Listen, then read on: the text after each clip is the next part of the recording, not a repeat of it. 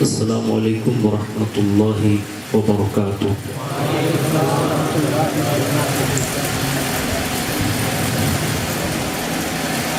الحمد للہ رب العالمین والعاقبۃ للمتقین والصلاة والسلام علی سید الانبیاء والمرسلین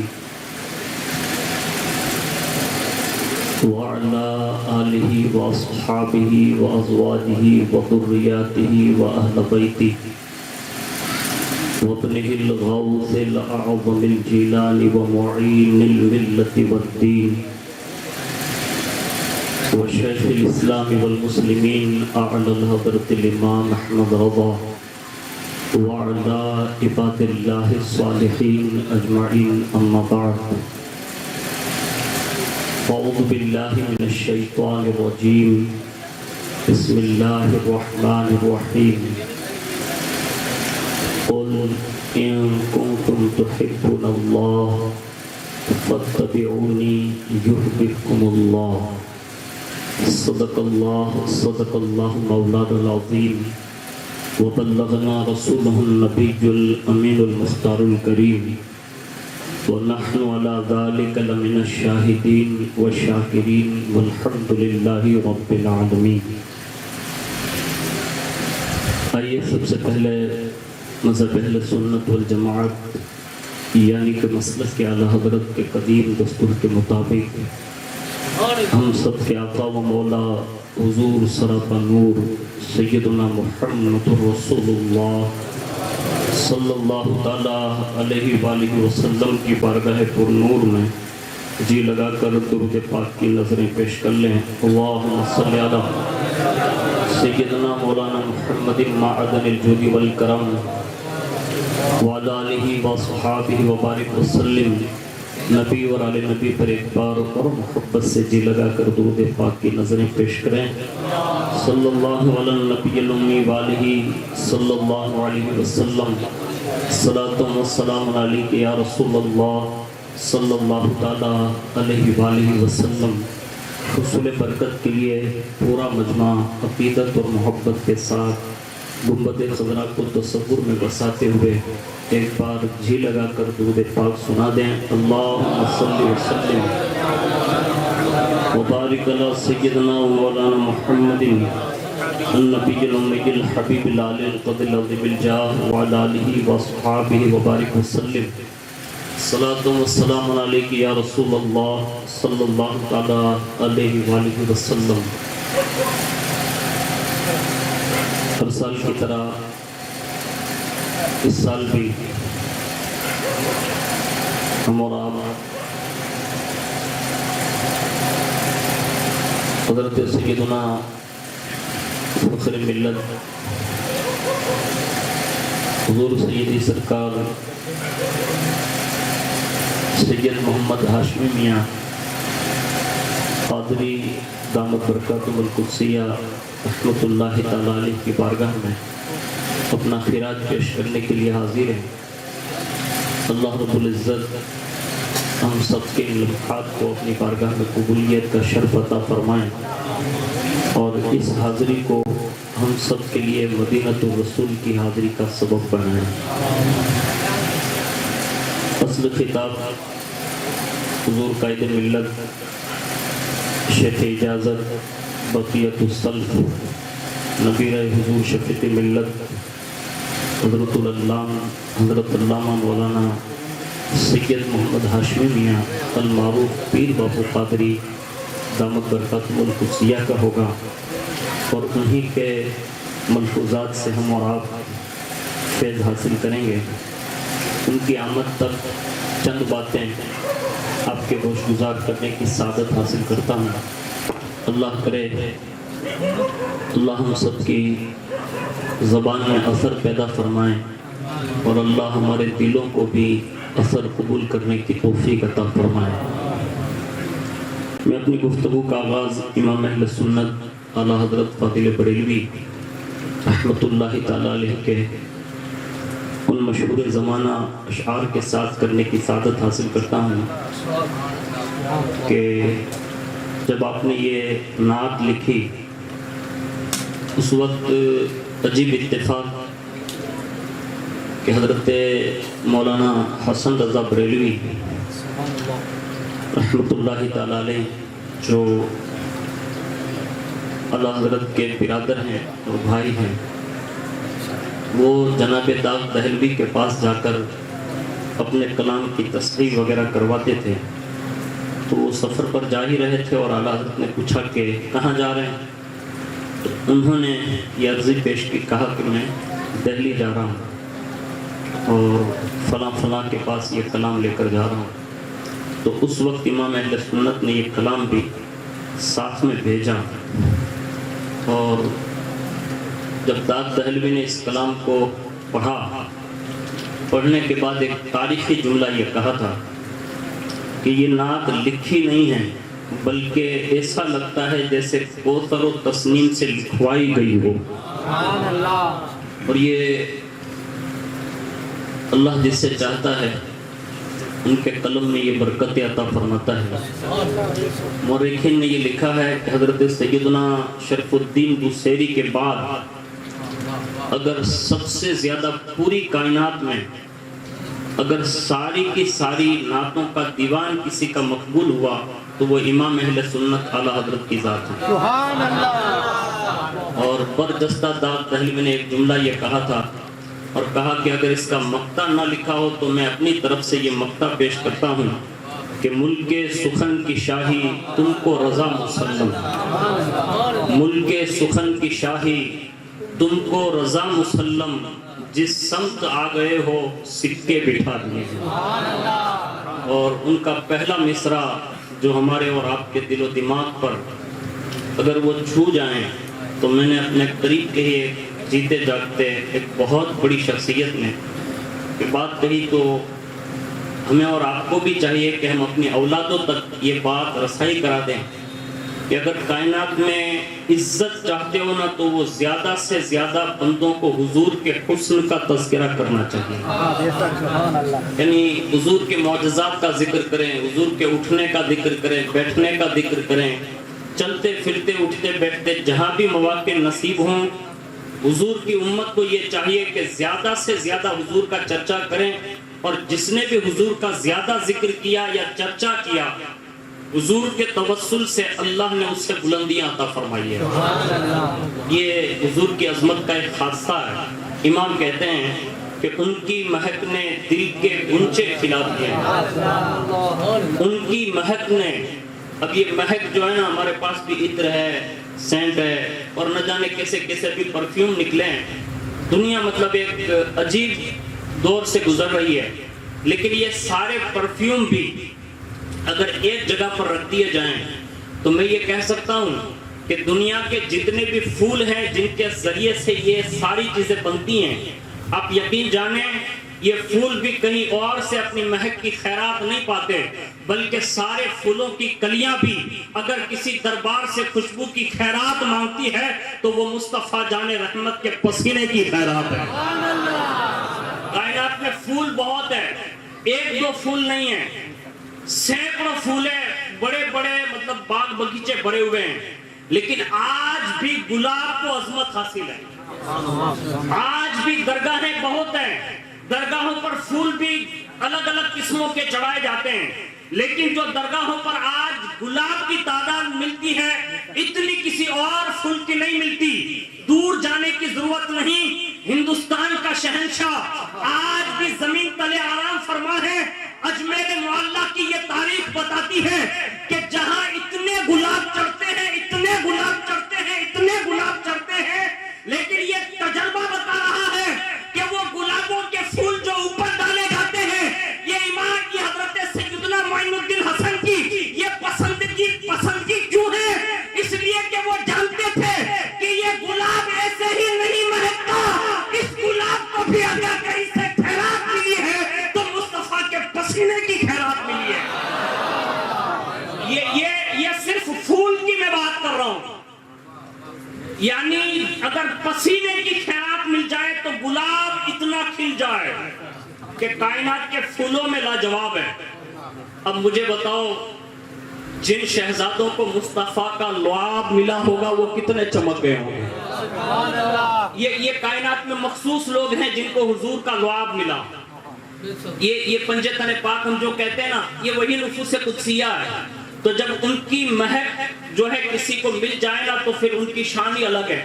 مدینہ الرسول میں ایک گھر تھا، شادی کا موقع آیا، خوشبو نہیں تھی ان کے یہاں، تو لینے کے لیے در بدر پھر رہے تھے. کسی نے کہا کہ اب در بدر کی ٹھوکریں نہ کھاؤ، حضور کے دروازے پر چلے جاؤ. اب حضور کے پاس وہ تشریف لے گئے اور جیسے ہی پہنچے نا تو پہنچنے کے ساتھ ہی حضور نے فرمایا کہ کیا چاہیے؟ کہا حضور خوشبو چاہیے. اب حضور کی اپنی شان ہے، مالک و مختار ہے. اپنا پسینہ جو تھا نا اس پسینے سے اس کی شیشی بھر دی اور کہا کہ یہ لے جاؤ اور اپنی بیٹی یعنی دلہن کو لگا دینا. اب روایتوں میں یہ بات لکھی، ہمارے بزرگوں نے لکھا ہے کہ وہ دلہن جس نے یہ پسینہ لگایا حضور کا، اب اس کے بعد وہ دلہن تو مہکی ہی، اس کے یہاں جو بچے پیدا ہوئے اس میں بھی مہک آتی تھی، یعنی خوشبو آتی تھی. اس کا گھر بھی مہکتا تھا، علاقہ بھی مہکتا تھا. حق تو یہ ہے کہ اس کی نسلوں میں جو بچے بھی پیدا ہوتے رہے، یہ کئی نسلوں تک یہ مہک باقی رہی. حد یہ ہے کہ اس گھر کو ہی خوشبو والا گھر کہا جاتا تھا. اب آپ اندازہ لگا سکتے ہیں کہ جب حضور کے پسینے کو اگر کسی کو میسر آ جائے، حضور کا پسینہ مل جائے تو گھر مہکتے ہیں. تو میں سیدہ کے اس گھر کو کیا کہوں جہاں ہر وقت مصطفیٰ جلوہ فکر رہتے ہیں. سبحان اللہ، نعرہ تکبیر، اللہ اکبر، رسالت یا رسول حاضری یا علی. یہ ان کی مہک ہے اور یہ حضور ہی کی مہک ہے جس نے آج بھی ہمارے دلوں کو مہکا رکھا ہے. حالانکہ بابا کے دنیا سے پردہ کیے ہوئے سینکڑوں سال ہو گئے، لیکن پھر بھی ہم لوگ یہاں ان کے در پر مجمع لگا کر کیوں بیٹھے ہیں؟ ہم کیا حضور محسن ملت کو دکھانے کے لیے آتے ہیں؟ سید سرکار حسنین باپو یا حنیف باپو کو دکھانے آتے ہیں یا کسی مجاور کو دکھانے آتے ہیں؟ ان کی لگن کیوں ہے؟ اس لیے کہ آج بھی اگر کوئی صحیح ناک والا مل جائے نا تو آج بھی ان کے اس مزار سے خوشبوئیں آتی ہیں. یہ مہک ہے، یہ مدینے کی مہک ہے. یہ دل اس لیے کھلے ہوئے ہیں، اس لیے فرمایا کہ ان کی مہک نے دل کے گنچے کھلا دیے ہیں. جس راہ چل گئے ہیں کوچے بسا دیے ہیں. وہ جہاں ٹھہر گئے وہیں بستیاں آباد کر دی. ایک بہت بڑی شخصیت ہے، آپ نے نام سنا ہوگا. حالانکہ ہمارے یہاں تو یہ ہو گیا کہ ہم تضاد میں پڑ گئے، ایک دوسرے کی ضد پہ پڑ گئے. یہ تضاد کا مسئلہ نہیں ہے، یہ حقیقت میں محبتوں کے کوچے ہیں. آپ نے نام سنا ہوگا کائنات کی وقت کے بہت بڑے کتب ہیں. حضرت بدیع الدین زندہ شاہ مدار رحمۃ اللہ تعالیٰ علیہ، یہ کائنات کی بہت بڑی عبقری شخصیت ہے جن کو اللہ نے بڑی شان کا مالک بنایا اور اللہ نے عمر بھی طویل عطا فرمائی. ان میں سے ایک روایت یہ ملتی ہے کہ جب آپ باقید حیات تھے اور ابتدائی وقت میں، یہ میں جو حالات بیان کر رہا ہوں وہ آپ کی شروعات کی زندگی کے حالات ہیں، ان میں یہ واقعہ درج ہے کہ ایک بندہ آپ سے مرید ہونے کے لیے جب حاضر ہوا تو آپ سے وہ مرید ہوا، اس سے پہلے آپ نے اس کی تربیت فرمائی. اور مرید بنانے سے پہلے کے دور میں باقاعدہ اس طرح چھان بین ہوتی تھی اور اس کے بعد مرید بنایا جاتا تھا. جیسے یہ مرید بننے کے لیے حاضر ہوا، چند روز ہوئے نا تو نظر میں آیا. کہا کیسے آنا ہوا؟ کہا حضور کئی دن سے حاضر ہوا ہوں، مرید بننا ہے. اب آزمائش دیکھیں. فرمایا ہمارے یہاں ایک طبیلہ ہے. کہا ہاں. کہا گھوڑے اونٹ وغیرہ بندھے رہتے ہیں، ان کا کام کیا کرو اور جب یہ آزمائش میں پورے اترو گے تو مرید بنا لیا جائے گا. یعنی اپنی بھاشا میں ایم کہوائے کہ واہندو کروانا ہو پی دیتی، یعنی یہ بیلوں کا کام اور جانوروں کا کام سونپا. کہا کہ آپ یہ کریں تب مرید بنائیں گے.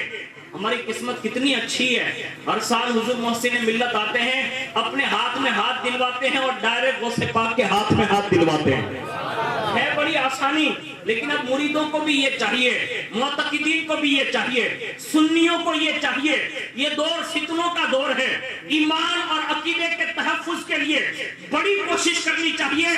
اور یہ عقیدے کا تحفظ، ایمان کا تحفظ، ہمارے مسلک اور مذہب کا تحفظ اگر کسی بارگاہ سے ہو سکتا ہے تو کہیں اور نہیں ہو سکتا. یہی وہ بزرگ لوگ ہیں کہ جن کے ہاتھ میں ہاتھ دینے کی وجہ سے اللہ ہمارے اعمال کی بھی حفاظت فرمائے گا اور ہمارے ایمان، عقیدے اور مسلک اور مذہب کی بھی حفاظت فرمائے. اس لیے ہمارے یہاں تو لوگ انتظار کرتے ہیں کبھی کبھی کہ ہمارے یہاں گھیرو تھی جائے تیری مرید بن چکے انہیں چھوکرا دی جائے نہ دادا دادی تو نانا نانی کو تو وہی کیوں بھائی. یعنی یہ اب انتظار کرنے کا دور نہیں ہے. اب مرید نہیں ہے, اب کسی سے بیعت ہو جائیں. اب کامل پیر کی تلاش جو آپ ڈھونڈ رہے ہیں نا, اللہ حضرت نے صرف 4 شرطیں بیان کی ہے, غوث پاک نے 12 بیان کی تھی. اب وہ ان کا دور ہے اور ان کا مسلک حنفیت ہے. 12 شرطیں تھی. اس دور میں اللہ حضرت نے لکھا ہے 4 شرطیں پاؤ مرید ہو جاؤ. بس یہی پیر کامل ہے. اور اس سے بڑھ کر اور کیا کہوں, جن کے ہم نام حضور ہاشمی میاں سرکار ہمارے یہاں ہر سال تشریف لاتے ہیں, ہم جن کے عرس میں آتے ہیں انہی کے ہم نام یہ شہزادے آتے ہیں. ہمیں اور آپ کو چاہیے اب گھیرے بنا کر مرید بنانے کی ضرورت نہیں ہے, اب جلد کرنے کی ضرورت ہے.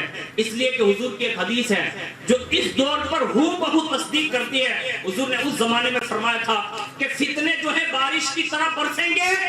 صبح میں آدمی مومن ہوگا, رات ہوتے ہوتے بندہ کافر ہو جائے گا. یہ دور ہے. اور آپ کا کیشو چھوٹا موٹا تو ہے نہیں, آپ اچھی طرح جانتے ہیں, گلی کچوں سے واقف ہیں. لیکن ایک بات عرض کرتا ہوں, اپنی آنے والی نسلوں کے ایمان کے تحفظ کے لیے اب ہمیں اس چیز کو اور اس مشن کو فالو کرنا ہوگا. میں آپ کو جانتا ہوں اچھی طرح. میں نے دور طالب علم سے آپ کے کیشوت کا نام سنا ہے. کئی سال سے تو بابا کے توسل سے یہی حاضری ہوتی ہے, لیکن اب بھی ہمارے اندر جو بیداری ہونی چاہیے نا وہ نہیں ہے. ابھی میں نے سنا ماشاءاللہ ہمارے امام صاحب تشریف لائے گھراولیہ پتن ہیں اور انہوں نے بڑی جد و جہد کی جامع مسجد میں ماشاءاللہ, اور بڑے اچھے خاصے نمازی ہوئے. میں ان کو مبارکباد پیش کرتا ہوں. لیکن اتنی بڑی جامع مسجد اور ہم تھوڑے سے نمازیوں سے اگر خوش ہو رہے ہیں نا تو یہ ہماری غلط فہمی ہے. اس لیے کہ اب یہ طوفان کے بعد, یہ کورونا کے بعد اب ہماری جامع مسجد خالی نہیں رہنی چاہیے. اس لیے کہ مرید بننے کا اصل مقصد یہ بھی ہے کہ تمہارے چال ڈال رہنے سہنے وضع اور قطع کو دیکھ کر پتہ چل جانا چاہیے یہ ہاشمی میاں کا مرید ہے. یہ نکھار آنا چاہیے. یہ ہمارے اور آپ کے جو مرشدان نظام ہے نا ان کا مقصد آنے کا یہی ہے. اور یاد رکھیں یہ سارے حساب کتاب جو ہے نا یہ بڑے مہنگے ہیں. ہمارے یہاں ہم ہر چیز کرتے ہیں, یعنی کوئی چیز ایسی ہو جو ہماری زندگی میں نہ ہو, اگر نہیں ہے نا تو آج نمازیں نہیں ہیں. میں جو آپ کو عرض کر رہا ہوں نا, آج ہمارے یہاں میں سنی ہوں الحمدللہ, اور میں عرس کی تقریب میں اور اپنے شیخ اجازت کے دادا پر دادا اور ان کے مرشد اعظم کی بارگاہ میں بیٹھا ہوں. میں نسلوں سے سنی ہوں, لیکن ایک بات خالی سمجھانے کے لیے عرض کر رہا ہوں. اگر آپ نے پھول نہیں ڈالے ہاشمی میاں بابا پر تو آپ سے یہ نہیں پوچھا جائے گا کہ پھول کیوں نہیں ڈالے. آپ سمجھ رہے ہیں, چادر نہیں چڑھائی تو یہ نہیں پوچھا جائے گا کیوں نہیں چادر چڑھائی, آپ سے نہیں پوچھا جائے گا. اور اگر آپ نے چادر چڑھا دی تو یہ آپ کی محبت ہے, لیکن سوال اس معاملے میں نہیں ہوگا. ایک بات ذہن میں رکھ لیں, ہمیں سب سے پہلا سوال قیامت کے دن نماز کے معاملے میں ضرور ہونا ہے. آپ سب جتنے عرس میں آتے ہیں نا اس سے کئی گنا زیادہ ہمیں نماز میں حاضریوں کی ضرورت ہے. آج ہمیں لوگ تانے مارتے ہیں, صحیح بتا رہا ہوں, ہم جہاں کہیں بھی جاتے ہیں تو لوگ تانے مارتے ہیں, تم سنی لوگ کرتے کیا ہو. میں نے کہا کیوں, کہا کوئی نماز ہی نہیں بنا سکتے. آج سنیوں ہم اور آپ یہ تانے کب تک سنتے رہیں گے, اس لیے کہ نماز سے کسی اور کو ٹھنڈک نہیں ملتی, مصطفیٰ کی آنکھوں کو ٹھنڈک ملتی ہے. اب ہمیں یہ سوچ کر یہ کام کرنا ہوگا. میں کہیں دور نہ نکل جاؤں, عرض یہ کر رہا تھا کہ جہاں یہ پھول مہکتے ہیں نا تو پھر اس انداز سے بھی تربیت ہوتی ہے. ان کو یہ کہا یہ استقبال میں جاؤ صفائی کرو, ایک عرصے تک صفائی کی, پھر مرید بنایا, پھر کئی دن تک خدمت کے لیے رکھا, اس کے بعد تربیت کرتے کرتے اس منزل پر پہنچانے تو فرمایا کہ حضور اجازت بھی دے دے, خلافت بھی دے دے. تو فرمایا اس کے لیے بہت بڑی آزمائشیں ہیں, اور زیادہ خدمت کرو. خدمت کرتا رہا وہ بندہ. ایک زمانہ ہو گیا نا تو پھر خلافت بھی دی, اجازت بھی دی.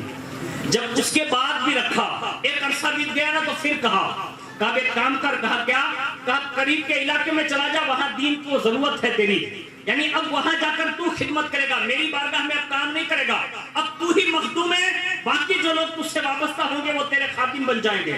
وہ گئے وہاں, اور جیسے ہی پہنچے نا تو لوگوں کا ایک جمگٹھا مل گیا, اور لوگ قطار در قطار آنے لگے. لوگوں نے کہا حضور مرید بنا لے, مرید بنا لے. بڑی فرمائشیں کی گئی, لیکن پہلے کے لوگ بھی بڑے حساس ہوتے تھے, ہمارے اور آپ کی طرح نہیں ہوتے تھے. انہوں نے کہا کہ مرید نہیں بنا سکتا, میرے قریب میں میرے مرشد رہتے ہیں, وہیں چلے جاؤ. سب کو وہیں بیچتے رہے. پیغام آیا کہا میں نے تمہیں اس لیے خلافت نہیں دی کہ مجھ تک پہنچاؤ، نہیں، اب تم اپنے ہاتھ میں ان کا ہاتھ لو، تمہارے واسطے سے مجھ تک آئے اور میرے واسطے سے سیدنا مولا کائنات تک وہ پہنچیں گے۔ یعنی اس انداز میں انہوں نے یہ پیغام بھجوایا۔ اب جب پیغام پہنچایا نا، جیسے قاصد ملا نا، تو پھر انہوں نے مرید شروع کیا۔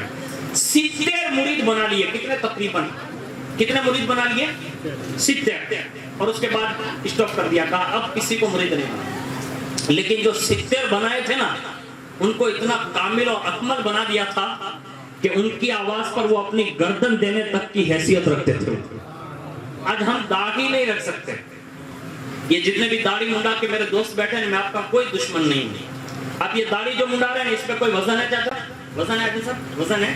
اس میں کوئی وزن نہیں ہے، کوئی وزن نہیں ہے۔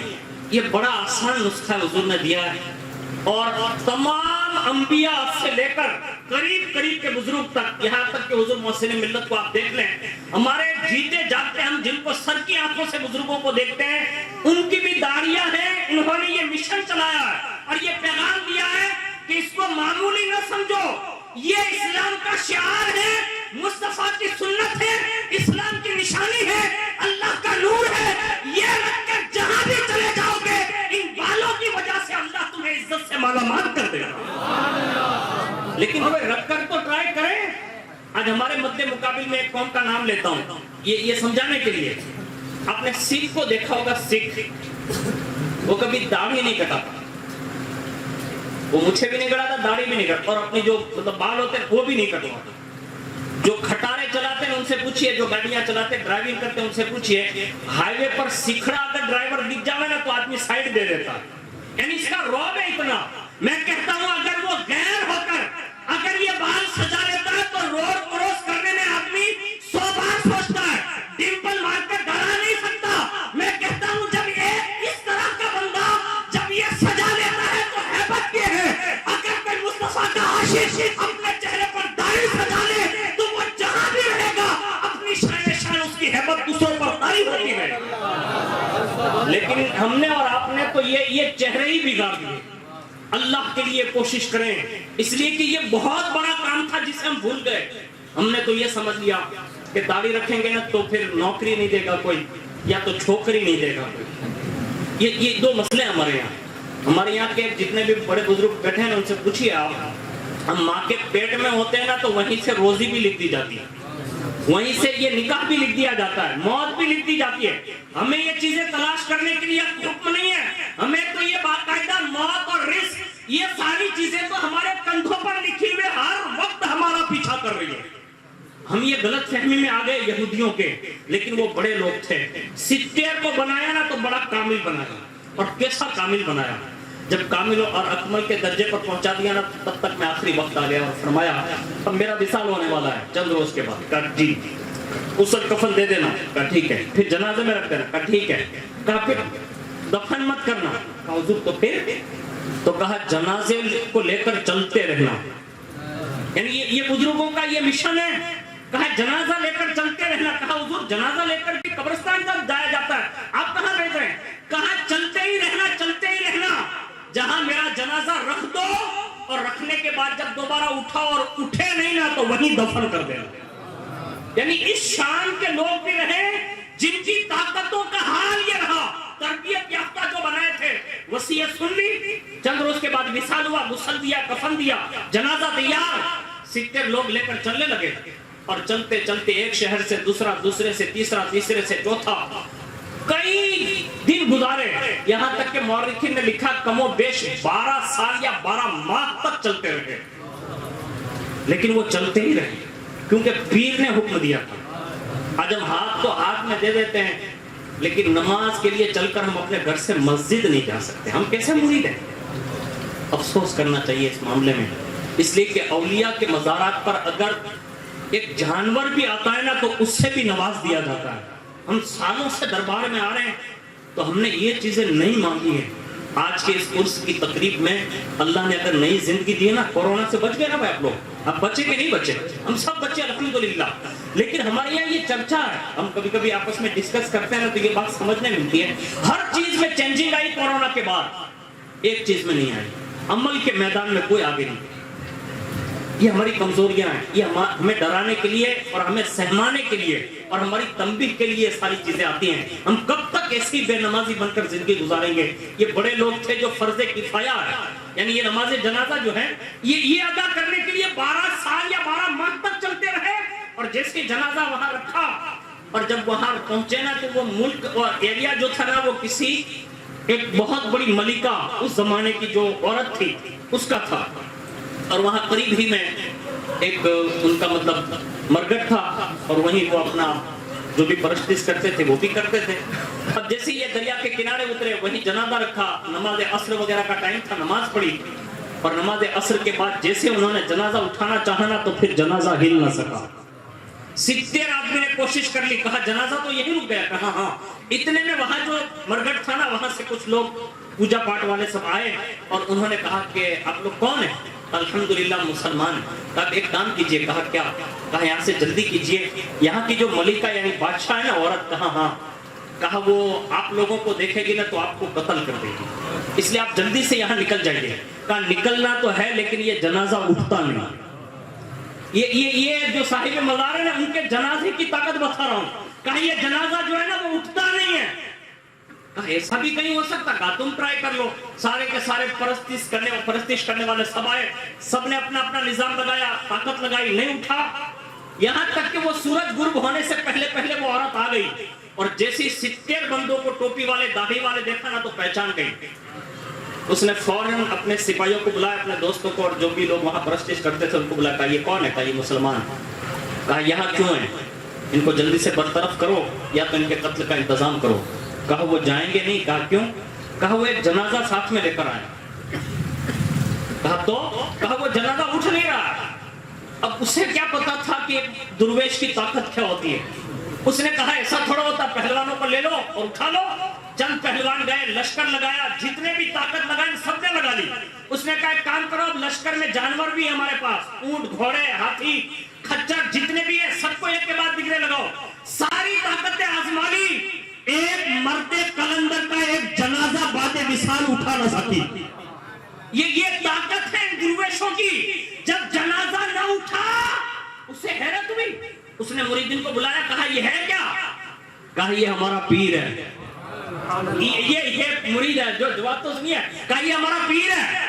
بعد وصال سے پہلے اس نے یہ وصیت کی تھی اور ہم نے یہ وصیت پوری کی اور تمہارے یہاں آ کر یہ جنازہ رک گیا، بغیر یہاں سے اٹھائے ہم نہیں جا سکتے. تو کہا جب یہ جنازہ اٹھتا نہیں اب کریں گے کیا؟ تو ہمارے پیر نے کہا تھا جہاں اٹھے نہیں نا وہیں دفن کر دینا. اب جب یہ جملہ کہا نا تو اس سے مطلب سر سے پیر تک ایک کپکپی جاری ہوئی. اس نے کہا یہ کون سا جادو ہے؟ کہا یہ جادو نہیں، اسے فلایت کی طاقت کہتے ہیں. فلایت کی، اسے روحانیت کہتے ہیں. اور یہ سب کے پاس نہیں ہوتی، یہ ایسے مرد قلندروں کے پاس ہوتی ہے. اس نے جب یہ پہلی بار سنا نا تو اس نے اپنے جو پرستش کرنے والے تھے ان سے بھی کہا تم بھی اپنا جادو ٹونا جو بھی چلاتے ہو چلا لو. انہوں نے سارے شعبدے جتنے بھی جانتے تھے نا سب نے آزمائے، کسی کی نہ چلی. اتنی دیر میں جب یہ کشمکش ہوئی نا تو مغرب میں مطلب سورج ڈوب چکا تھا. ان مریدوں نے کہا کہ معاملات بعد میں لپٹیں گے، پہلے ہم مغرب پڑھیں گے. مغرب ادا کی گئی اور جیسی اس عورت نے جو بادشاہ تھی اس نے طرز عمل مغرب کا دیکھا نا تو اس کے دل میں اسلام کی محبت پیدا ہو گئی. اور جیسے وہ نماز اور سلام اور دعا سے فارغ ہوئے عورت آگے بڑھی. کہا جن کے مرنے کے بعد ان کے پیر کی طاقت کا یہ عالم ہے تو چلتے پھرتے ان کے مریدوں کی ہیبت اور طاقت کا اندازہ کون لگا سکتا ہے؟ اب ایک کام کرو، صرف مجھے نہیں بلکہ میری ملک میں جتنے بھی لوگ ہیں سب کو کلمہ پڑھاؤ، مسلمان بناؤ اور یہاں تمہارے پیر کا مزار بھی بنے گا اور مرکز جو ہے نا انہی کے نام سے ہم مسجد بھی تعمیر کریں گے. یہ صرف ایک پیر کی آمد اور ایک پیر کے آنے جانے پر اللہ یہ چیزیں دکھاتا ہے. اب ہمیں اور آپ کو بھی چاہیے کہ ہم اگر مرید ہیں تو ہمیں پھر اس شان سے مرید ہونے کا یہ محبت کا ایک تقاضا پیش کرنا ہوگا. اگر یہی وہ پھول ہیں کہ جب ان کو یہ مہک ملتی ہے نا تو پھر یوں بھی مہکاتے ہیں. آج ہمارے یہاں کون سی ایسی چیز ہے جو ہمارے یہاں کمی ہے؟ میں بھی آپ کی مسجد میں ہو کر آیا ہوں، میرے خیال سے ہر دیوار پر 4-4 6-6 ایسے لگے تھے، 8-8 ایسے. اب میں آپ سے ایک بات پوچھتا ہوں کہ جب ہاشمی میاں بابا تشریف لائے ہوں گے، اب ان کو جنہوں نے دیکھا ہوگا یا جو دور گزرا ہوگا، یہاں تک کہ حضور شفیع ملت جب یہاں تشریف لاتے تھے تو لوگ یہ بتاتے وہ آگ کا پنکھا تھا وہ جلاتے تھے۔ اب یہ دور ترقی کر چکا، ہمیں ایئر کنڈیشن میں نماز پڑھنے کے لیے کہا جا رہا ہے، اور ریت پر نہیں، زمین پر نہیں، اب اسپیشل گالیچے ہمارے پاس، قالین ہے۔ اور وضو کے لیے جو پہلے پانی سینچ کر بھرا جاتا تھا، اب سینچ کر نہیں بھرنا ہے، اب تو اتنے آٹومیٹک نل آ گئے کہ ہاتھ نیچے رکھو نا تو بس ایسے ہی پانی آتا ہے۔ یعنی اتنی آسانی میں بھی اگر ہم نماز نہ پڑھ سکے نا تو قیامت کے دن کے لیے ہمیں تیار رہنا چاہیے کہ رسول اللہ کو کیا منہ دکھائیں گے، ہم امام حسین کی بارگاہ میں کون سا منہ لے کر جائیں گے۔ اس لیے اپنے آپ کو سدھارنے کے لیے اب ان محل کی طرف بڑھنے کی ضرورت ہے، ان خوشبوؤں کی طرف بڑھنے کی ضرورت ہے۔ اور وہ کب پیدا ہوگا؟ جب ہمارے دل میں کوٹ کر حضور کی محبت پیدا ہو جائے۔ ہاں، جن کے دل میں حضور کی محبت پیدا ہوگی نا، پھر انہیں یہ مرتبے ملے۔ اور ان میں سے ایک شخصیت کا میں ذکر کر دوں تاکہ آپ کو اندازہ ہو جائے، تو انشاءاللہ آنے والے مہینے میں، ایسے تو ہمارا آنے والا مہینہ بہت بڑی یادگار کا مہینہ ہے، جس میں ہم سال میں 2 عید مناتے ہیں، ایک عید کا مہینہ ہے، ساتھ میں ہم قربانی بھی اسی میں کرتے ہیں، وہ آپ اپنے ائمہ حضرات سے یہ واقعہ سنتے ہوں گے۔ لیکن میں حضور سے محبت میں جو سرشار لوگ رہے نا، ان کی بات عرض کر رہا ہوں۔ محبت جو ہے نا وہ کتنی انگڑائیاں لیتی ہے اور کس عروج تک پہنچاتی ہے۔ جس کو یہ محبت ہو جاتی ہے نا تو پھر اپنی جان کی بھی وہ پرواہ نہیں کرتا۔ اس حد تک عشق جو ہے نا وہ چھلانگ لگاتا ہے اور اس سے اتنی چھلانگ سکھاتا ہے کہ پھر وہ سمندر نہیں دیکھتا، آگ نہیں دیکھتا، طوفان اور آندھی بھی نہیں دیکھتا، اس سے تو صرف محبوب کی مرضی معلوم ہوتی ہے کہ محبوب کی یہی مرضی ہے۔ اب آگ کا کام ہے جلانا، لیکن چھلانگ عاشق لگا دیتا ہے، وہی سے معشوق ہاتھ بڑھاتا ہے اور معشوق کو بچا بھی لیتا ہے۔ یہ ان کی طاقتیں ہیں۔ ان میں سے ایک بہت بڑی شخصیت جن میں آنے والے مہینے کی 18 تاریخ کو تقریباً حضرت سیدنا عثمان ذو النورین رضی اللہ تبارک و تعالیٰ عنہ کی شہادت کی تاریخ ہے۔ یہ کائنات کی وہ عبقری شخصیت ہے کہ جن کو یہ شرف حاصل ہے کہ اسلام میں جو ابتدائی وقت میں، یعنی جو جلدی جنہوں نے اسلام قبول کیا نا، ان میں 4تھے نمبر پر حضرت عثمان غنی رضی اللہ تعالیٰ عنہ، یعنی اتنا جلدی آپ نے صدیق اکبر کی ترغیب پر اپنے اسلام قبول کر لیا۔ یہاں سے بات یہ پتا چلی کہ صدیق اکبر تھے تاجر، عثمان غنی بھی تاجر تھے، دوستانہ تعلقات تو تھے ہی قبیلے کے لحاظ سے، لیکن بازار اور منڈی میں بھی ایک دوسرے سے تعلقات تھے۔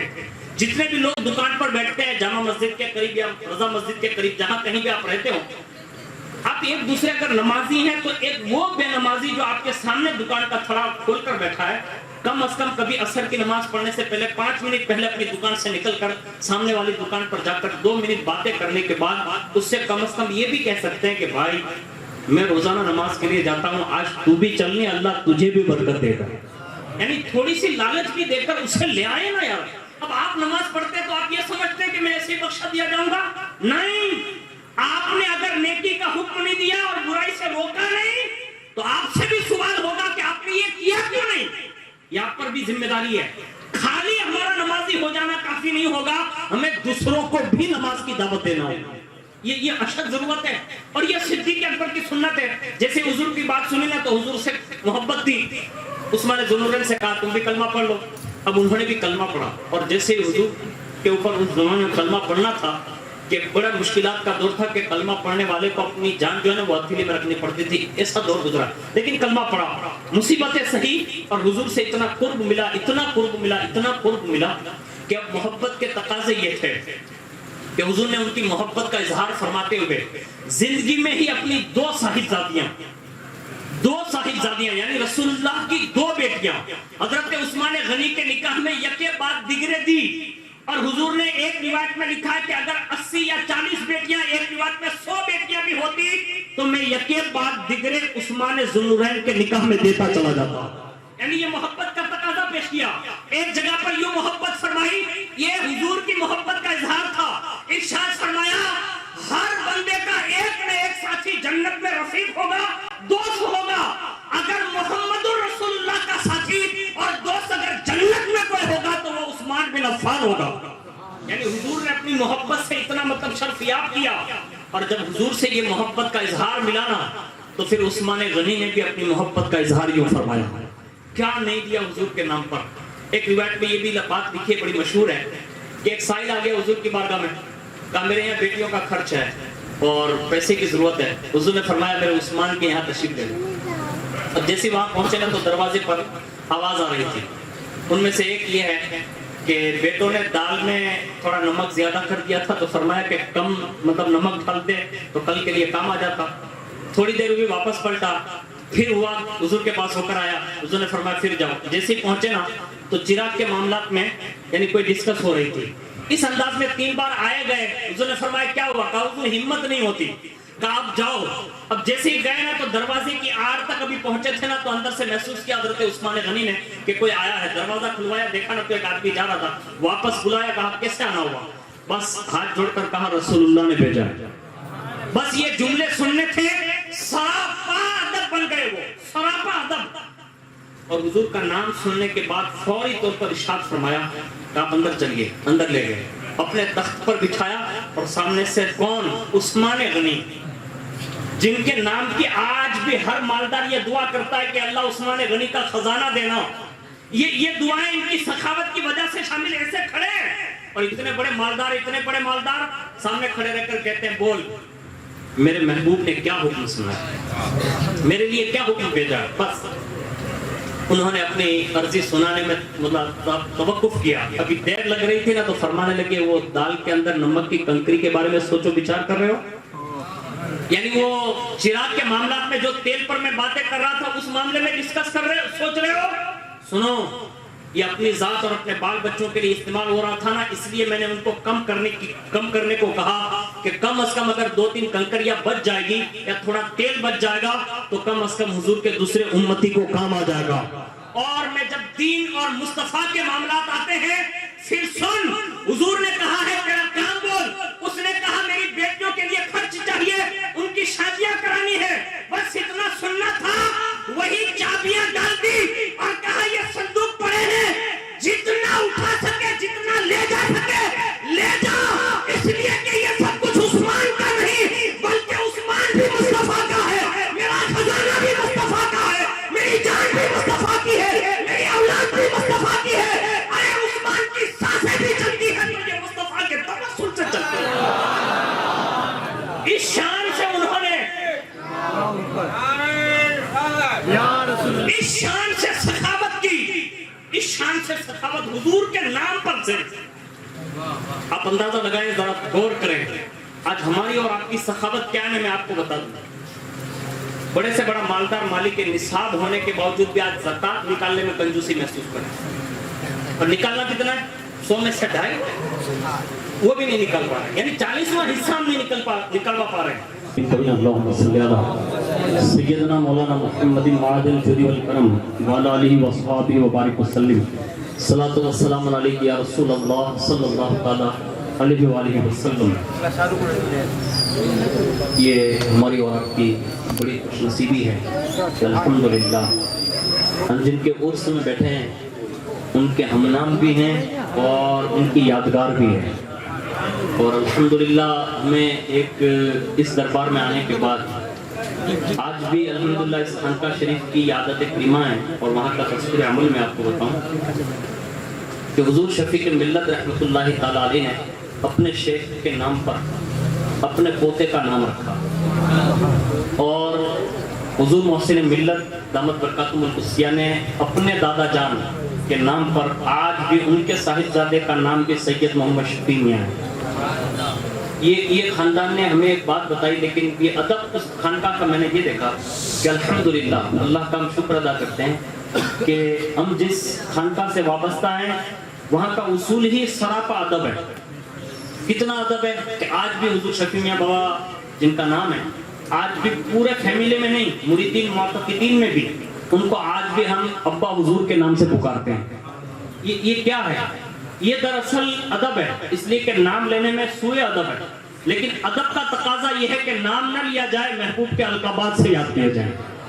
یہ خانقاہ کا دستور ہے، وہ عظیم خانقاہ جو سلسلہ قادریات کی اس وقت تمام خانقاہوں میں جہاں बड़े बड़े लोग अपनी अपनी शान काम कर रहे हैं। अल्हम्दुलिल्लाह एक मुनफरिद ये खानका है कि जहां हर तरह से दीनी खिदमत हो रही है और दीनी काम हो रहे हैं और वक्त के तकाजे के मुताबिक जहां जैसी जरूरत पड़ती है वो से पाक का ये लाडला खड़ा हो जाता है और हुजूर की उम्मत की हमदर्दी फरमाता नजर आता है। अभी करीब ही में आपने सुना होगा कि एक तूफान जो आया और ऊना पर जो एक तबाही मच गई, सिर्फ एक आवाज पर, यानी हुजूर मोहसिन मिल्लत की एक हमदर्दाना अपील पर मैंने सोशल मीडिया पर देखा, जैसी तूफान आए एक पोस्ट डाली, अल्लाह की इज्जत की कसम ऐसा लग रहा था कि फिर हम लोगों को पोस्ट देकर वापस कहना पड़ा कि अब मदद की जरूरत नहीं है।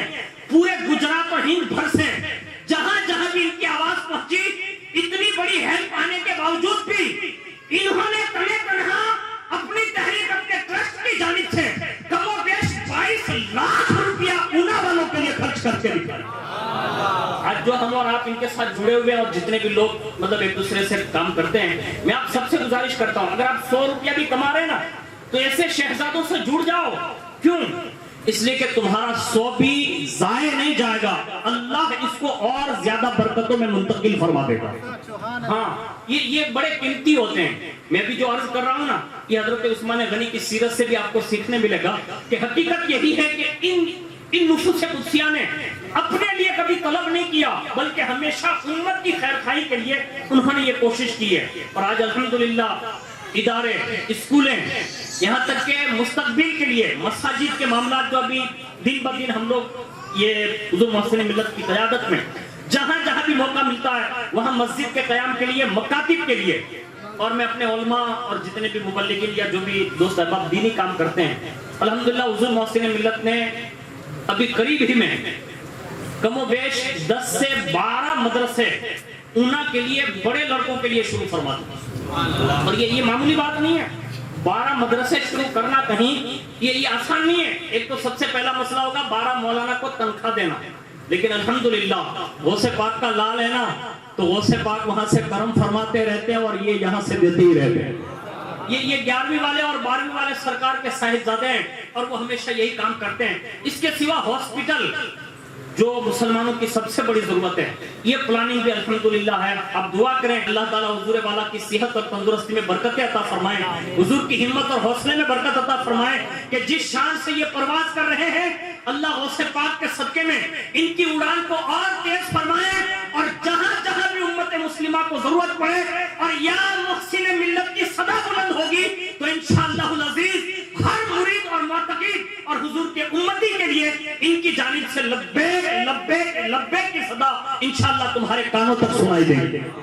लेकिन जरूरत यह है कि हम जो फजूल खर्चियां करते हैं ना, उसको थोड़ा कम करके हमें इन लोगों के साथ मिलकर अपना 1 रुपया भी दे सकते हो ना। मेरे एक शेख है, उनके खलीफा है, उन्होंने मुझे बात बताई कि जब वो अफ्रीका गए थे ना, अफ्रीका उस जमाने में पहले गए थे वो, तो उन्होंने कहा कि मैं जिस शहर में पहुंचा था ना, वहां कमोबेश गिनती की गई ना कि वहां पब्लिक कितनी रहती है, तो उन्होंने ये तरीका बताया था। कहा मैंने जब लोगों की गिनती मालूम की कि कितने लोग हैं यहाँ टोटल, तो लोगों ने ये बताया कि कमोबेश 60,000 लोग यहाँ रहते हैं शहर में। कितने लाख?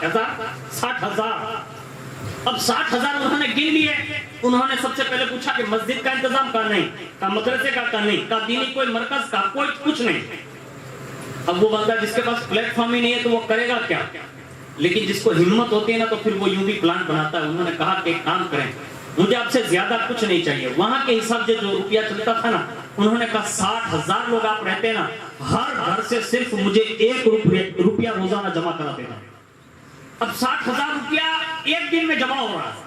चंद रोज हुए ना, तो आप महीने का कैलकुलेटर लगाकर हिसाब कर ले कि महीने 2 महीने के अंदर उन्होंने मस्जिद मदरसे के लिए जगह भी खरीदी और चंद महीने नहीं गुजरे तो अल्लाह का फضل ऐसा हुआ कि उनके उस शहर में जहां 60,000 लोग रहते थे, वहां उन्होंने बाकायदा मस्जिद तामीर फरमाई। ये हम कर सकते अपने इलाकों में, लेकिन कैसे होगा?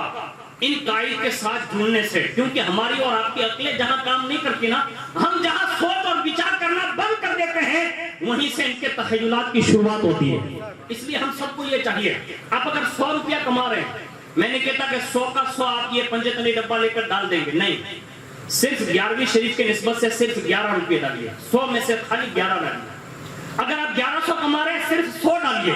یعنی اس انداز میں اگر آپ نے پیسہ جمع کیا آپ کا یہ پیسہ ضائع نہیں جائے گا بلکہ آپ کا دل کشادہ ہوگا, سخاوت کرنے کا جذبہ پیدا ہوگا. اور جب آپ خود سخی بن جائیں گے دیتے سیکھ جائیں گے یہ کم نہیں ہوتا جائے گا.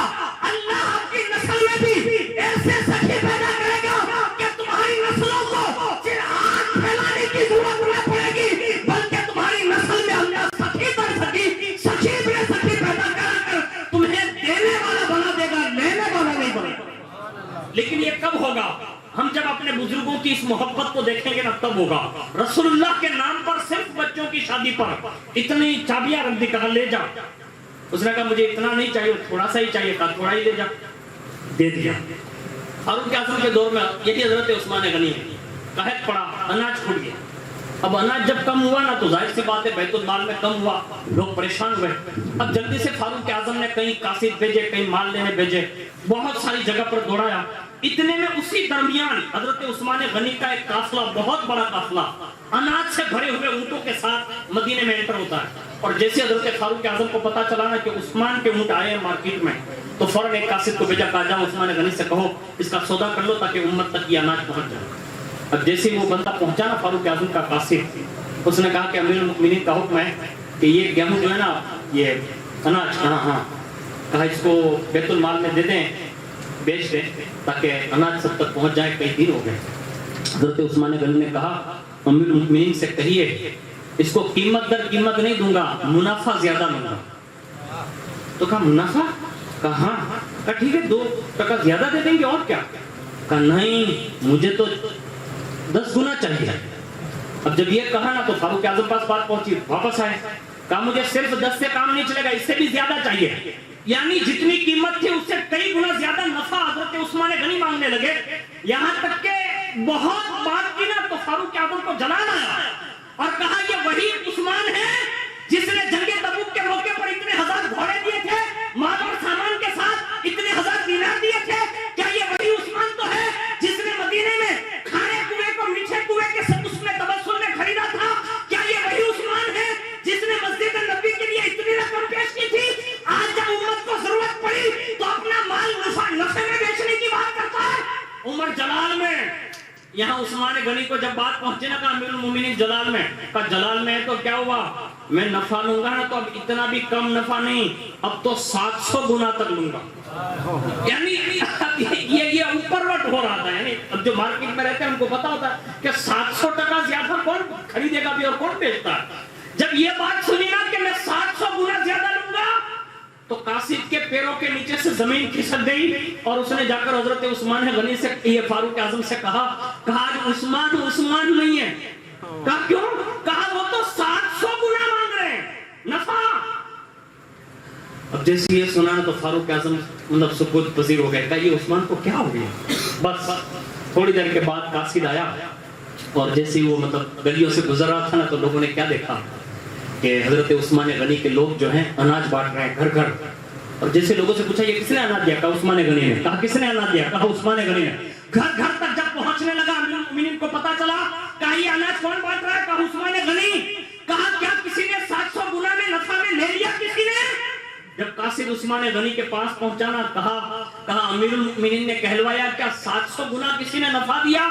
کہا مارکیٹ میں کوئی دے یا نہ دے, میں ایک در والا ایسا جانتا ہوں جو 700 نہیں بے حساب منافع دے سکتا ہے. کہا وہ کیا؟ کہا میں نے جس کے نام پر یہ بانٹا ہے نا. کہا ہاں. کہا اس کا وعدہ ہے 1 دو گے تو 10 دوں گا, اخلاص کے ساتھ دو گے تو 700 گنا بھی دے سکتا ہوں, اور اگر للہیت آپ کی اور زیادہ بڑھ گئی تو سن لو میں بے حساب بھی دینے کی طاقت رکھتا ہوں.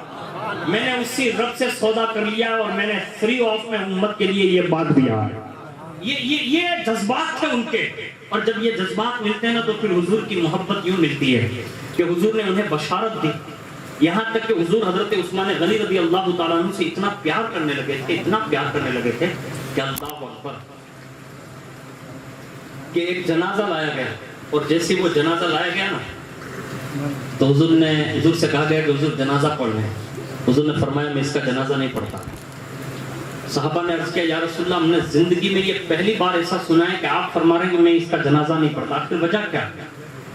فوری طور پر حضور نے فرمایا ابھی ابھی جبریل آ کر مجھے بتایا کہ یہ بندہ جو مر گیا نا، کہا ہاں، کہا یہ عثمان ذوالنورین سے بغض رکھا کرتا تھا. یعنی اس حد تک محبت تھی عثمان غنی سے کہ بغض والا جو مرا نا تو اس کا جنازہ بھی نہیں پڑا. یہ محبت کے مقام ملتے ہیں. اور جب آپ کا آخری وقت تھا نا، وہ 40 دن جو آپ نے مطلب بغیر پانی پیے گزارے، اس روایتوں میں یہ ملتا ہے کہ حضور خواب میں آئے، ارشاد فرمایا عثمان اگر تو کہہ دے تو میں یہ سارے بلوائیوں کو ابھی مروا دوں، یعنی فرشتوں کو حکم دے دوں یا جناتوں کو حکم دے دوں، یہ سب تباہ کر دوں. اور اگر تو چاہتا ہے کہ جو اللہ نے تیرے حصے میں مقدر کیا ہے شہادت کی منزل، تو وہ شہادت لے لے. اور تو چاہتا ہے کہ 40 دن سے جو تجھے بھوکا اور پیاسا رکھا ہوا ہے، تو عثمان میں آیا ہوں نا، تو اگر تو چاہے تو ابھی یہیں میں تجھے جنت کا پانی اور جنت کا کھانا بھی کھلا دوں. تو عریضہ پیش کیا، یا رسول اللہ مجھے دنیا میں یہ چیز نہیں، بلکہ میری شہادت جو مقدر ہو چکی ہے نا، میں بعد شہادت آپ کے یہیں آ کر میں روزہ افطار کرنا چاہتا ہوں. یعنی اس شان سے محبت کی حضور نے، اور قیامت کے دن بھی اس شان سے ان کی محبت کا تقاضا ہوگا. ہمیں اور آپ کو بھی چاہیے کہ اگر ہم حضور سے محبت کرتے ہیں تو آپ یہ سمجھتے ہیں کہ ہم محبت کرتے ہیں؟ نہیں، پہلے وہاں یہ محبت کا اظہار ہوتا ہے، تب جا کے بندہ کہیں حضور کا نام لے پاتا ہے. اب ہمیں اور آپ کو چاہیے کہ کثرت کے ساتھ، میں نے شروعات میں ایک بات کہی تھی، یہاں تک کہ حضور غوث پاک خود ارشاد فرماتے کہ میری اجازت کے بنا کوئی میرا نام بھی نہیں لے سکتا. اور جو محبت سے نام لے لیتا ہے تو فرمایا وہ صرف ازراہ محبت لے اور اس کے چہرے پر مسکان اور مسکراہٹ آ جائے، تو حضور غوث پاک فرماتے اس مسکراہٹ کے بدلے میں اللہ بخشش کی ضمانت دے دیتا ہے. میں کہتا ہوں جب غوث پاک کے نام کی یہ برکت ہے تو حضور کے نام کی برکت کتنی ہوگی.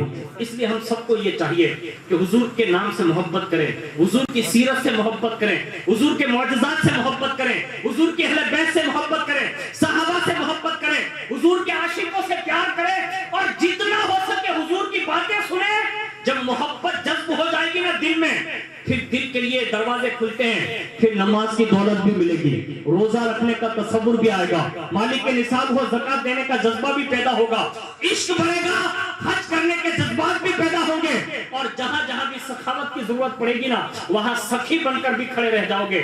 اس لیے ہمیں اور آپ کو چاہیے کہ حضور تک پہنچنے کے لیے ہمیں درویشوں کی بارگاہ میں حاضری دینا ہوگی، ان سے وابستہ ہونا ہوگا. ہم اور آپ صرف اتنا سنتے ہیں اور کرتے ہیں، اس میں آئے باپو کا ہاتھ چوما نکل گئے، نہیں. ملاقات کا ایک طریقہ میں آپ کو بتا دوں، اللہ کرے آپ کو سمجھ میں آ جائے. یہ ہمیں اور آپ کو سب کو کرنا چاہیے الحمدللہ. اور یہ بڑے نفیس لوگ ہیں، اور اللہ نے ان کی نفاست، ان کی طہارت، ان کے اخلاق کے اندر یہ چیزیں رکھی ہیں. میں نے میری زندگی میں الحمدللہ مولانا صاحب کے یوں سمجھیں کہ 8 سال سے میں ان کی بارگاہ میں ہوں الحمدللہ. 8 سال سے میں نے اپنی زندگی میں سراپا ادب، یعنی علماء کا ادب، سادات کا ادب، مشائخ کا ادب، ماں باپ کا ادب، پیران نظام کا ادب، جن کے بھی ادب میں نے دیکھے نا، اگر چلتی پھرتی سراپا ادب کی تصویر اگر کسی کو دیکھنا ہو نا، تو وہ سراسر اپنے سر کی آنکھوں سے حضور محسن ملت کا دیدار کریں. ان کی بارگاہ میں جتنے بھی علماء آئے، مشائخ آئے، آج تک ان کو بھول نہیں رہے. میں کہتا ہوں یہ کیا ہے؟ یہ رسول اللہ کی وہ محبت ہے جن کا زیور ان کی اخلاق کی صورت میں لوگوں میں جھلکتا نظر آتا ہے. آج ہمیں اور آپ کو بھی ان نفوس قدسیات سے وابستہ ہو کر، ان کے دامن سے وابستہ ہو کر ہمیں ان کے مشن کے ساتھ جڑنا ہوگا. میں 3 کام بتا رہا ہوں، اللہ کرے آپ کو یہ چیز مل جائے. جیسے آپ نے ملاقات کی، اب ہاتھ چوم کے ہم لوگ نکل جاتے ہیں، نہیں، بلکہ آپ مصافحہ کریں، ہاتھ چومیں، سلام کرام کریں، اور اس کے بعد عرض کریں کہ حضور میرا نام فلاں ابن فلاں ہے، اپنا نام بتائیں. آپ جب نام بتائیں گے نا تو یہ بزرگان دین جو ہے نا، ہماری اور آپ کی طرح نہیں ہے کہ ہمارے یہاں تو کبھی کبھی چٹنی کارڈ میں نام لکھا ہوتا ہے نا تو چٹنی کارڈ سراپا غائب ہو جاتا ہے نا. لیکن یہ وہ مرد کلندر ہے کہ جب ہاتھ میں ہاتھ لکھتے ہیں ان کے پاس کوئی بک نہیں ہے. شاہ جیلا کے پاس ایک رجسٹر رکھا ہوا کہ جو بھی میرے بیٹوں کے ہاتھ میں ہاتھ دے گا اس کا فوری طور پر میں نام لکھ لیتا ہوں. یعنی وہاں درج ہو جاتا ہے. سب سے پہلے اپنا نام بتائیں، پھر کہیں کہ حضور میں فلاں کام کر رہا ہوں، یعنی یہ بزنس کر رہا ہوں. اب آپ کہیں گے بزنس بتانے کا کیا مطلب ہوگا؟ بزنس اور اپنی تجارت بتانے کا مقصد یہ ہوگا کہ جب بھی آپ کا بزنس کبھی ڈاؤن ہوگا نا تو ان کے کان میں جو بات پڑی ہے نا وہ ان کے کان تک نہیں رہتی، وہ ڈائریکٹ غوث پاک کے کان مبارک تک چلی جاتی ہے. جب بھی بیٹری ڈاؤن ہوگی نا تو وہیں سے دعا کا اشارہ ہوگا، اللہ رزق میں برکت عطا فرمائے گا. اور اگر آپ باہر سے آئیں یا علاقے سے الگ سے آئیں جیسے آپ کے علاقے کو یہاں کو کیا کہتے ہیں؟ ندی علاقہ، یہ ندی کنارہ ہے، آگے سٹی ہے، وہاں سے آئے تو وہاں کا نام دیں، جو چوک میں سے آئے وہاں کا نام دیں. اس کا فائدہ کیا ہوگا؟ اس لیے کہ یہ وہی نفوس قدسیہ ہے کہ جس علاقے کا آپ نے نام دے دیا یہ یہاں سے چلے جائیں گے اونا، لیکن جب وہ اپنے معتقدین اور مریدین کے لیے اپنے دادا سے عرض کریں گے نا تو آپ کے علاقے تک ان کے دادا کی روحانیت پہنچے گی، ان کے دادا کا فیضان پہنچے گا، اور تمہارے گھر کے جتنے بھی مسائل ہوں گے یہی وہ فیضان ہے کہ جہاں گھر تک جہاں کوئی ڈاکٹر اور حکیم اور طبیب نہیں پہنچ سکتا وہاں رسول اللہ کے بیٹوں کی روحانیت پہنچتی ہے اور وہی سارے مسائل حل کر دیے جاتے ہیں. اور اس حوالے سے آپ نے شمع قادریہ کتاب کا نام سنا ہوگا، آپ اٹھا کر دیکھیے، جس نے جیسی فریاد اس خاندان سے کی ہے نا، ان خاندان کے بزرگوں نے اسی وقت ان کی فریادوں کو سن کر ان کی مدد فرمائی ہے. اور الحمدللہ ہم اور آپ جن کو دیکھ رہے ہیں نا، ان کے میں نے سینکڑوں مریدین اور معتقدین ایسے دیکھے ہیں کہ انہوں نے جب بھی ان کی بارگاہ میں دعا کے لیے عریضہ پیش کیا، ان کے لب کھلے اپنے دادا کی بارگاہ میں، ڈائریکٹ بندہ سے ایسا فیضان ہوتا ہے کہ وہ بندہ گھر تک نہیں پہنچتا، ان کے کام بنتے نظر آتے ہیں. لیکن آپ کا اور ہمارا اعتقاد مضبوط ہونا چاہیے.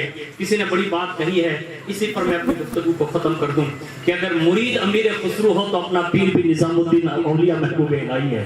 ہمیں بس امیر خسرو کی نگاہیں بنا کر، ان کے جیسا یقین بنا کر اپنے مرشد گرامی وقار کی بارگاہ میں حاضری دینی ہے. اس کی بڑی برکتیں ہوں گی. 3 کام میں نے بتائے. پہلا مصافحہ معانقہ کر کے، ہاتھ چوم کر کے، اس کے بعد اپنا نام بتائیں، اپنا کام بتائیں، اپنے علاقے کا نام بتائیں، اور اپنی پہچان کروائیں. اپنی پہچان کرا کر ان سے رابطے میں آئیں.